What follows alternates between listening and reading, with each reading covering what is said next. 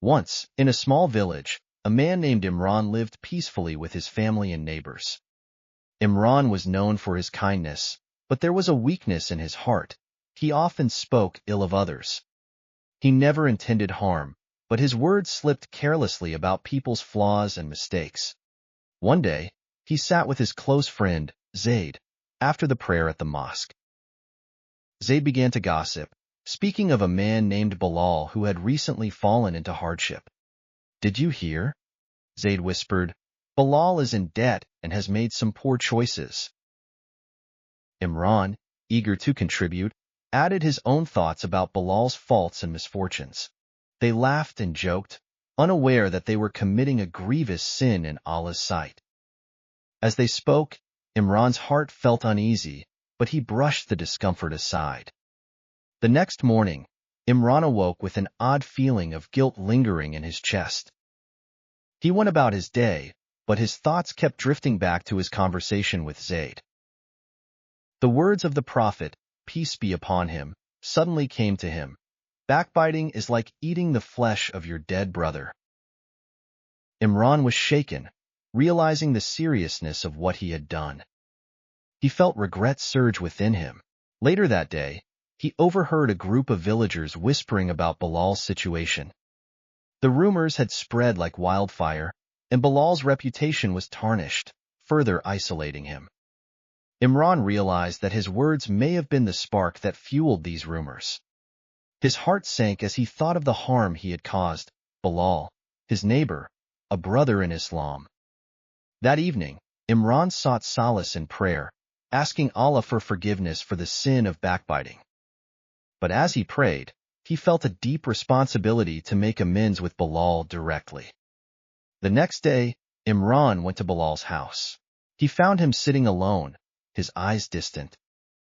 Imran hesitated, but then approached him gently, knowing he had to speak the truth. "Bilal," he said softly, "I owe you an apology. I spoke ill of you, and I regret it deeply." Bilal looked at him, hurt yet understanding. "It is a painful thing to be talked about behind your back," he said. Imran bowed his head, feeling the weight of his mistake. "I know. I ask for your forgiveness, and I am sorry."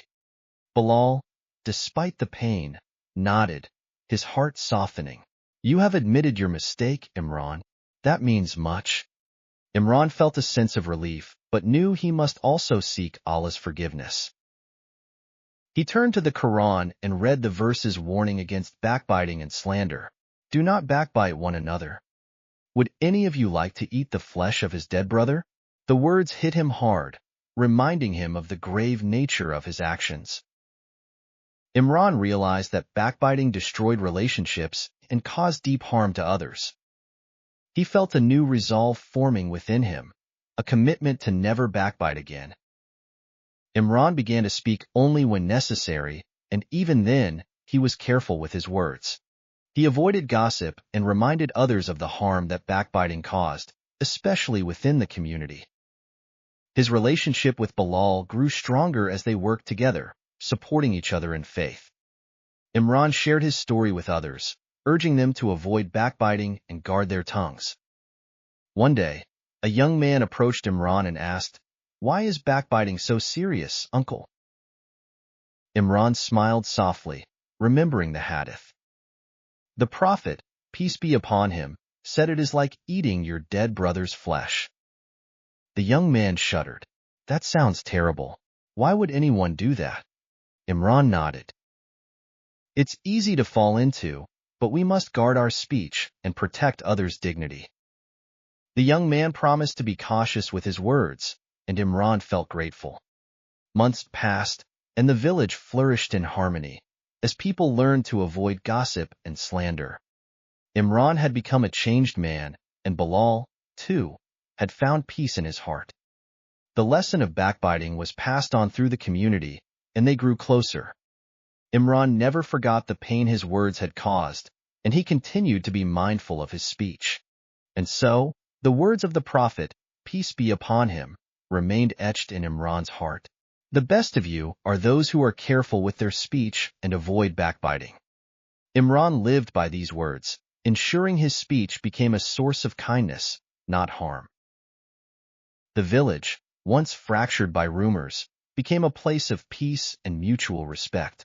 And in his final days, Imran was content, knowing he had protected his tongue and his soul. For he had learned that backbiting not only harms others, it harms the one who speaks as well. May we all remember this lesson and protect our hearts and words, as the Prophet, peace be upon him, taught us.